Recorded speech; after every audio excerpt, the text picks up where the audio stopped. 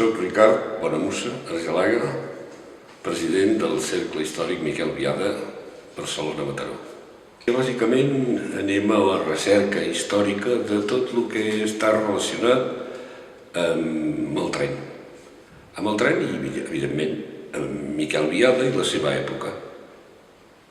Per tant, tenim una sèrie d'estudis ja fets que hem aprofitat l'avinentesa dels treballs per poder-los presentar en diferents conferències.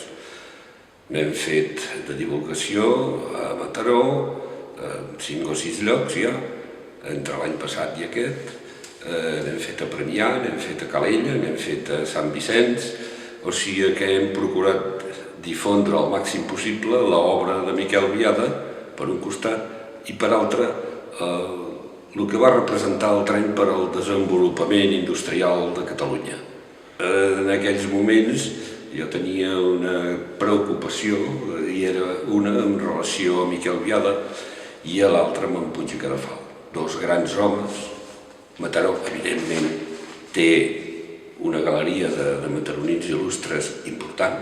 Poques ciutats poden lluir-se o vanagloriar-se de tenir tants homes il·lustres, però per damunt de tot jo crec que sobresurten tant Puig i Cadafal com Miquel Biada per el que van representar en el món la seva tasca, un des de la Mancomunitat Catalana i l'altre doncs amb la promoció del primer ferrocarril de l'Estat.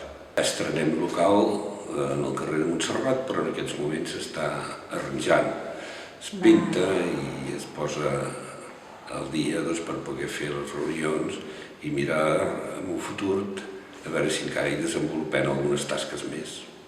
El programa d'activitats que va desenvolupar l'entitat vàrem fer servir precisament aquest quadre que tens a darrere teu, que està tercer per darrere teu, va servir per fer els programes de l'any passat i era pintura de Rovira i Brull. I llavors la família em va dir, home, però podríem demanar quadros i podríem fer una exposició i així podríem enaltir la figura d'un important, jo diria importantíssim artista que va viure a Mataró i va estimar la ciutat.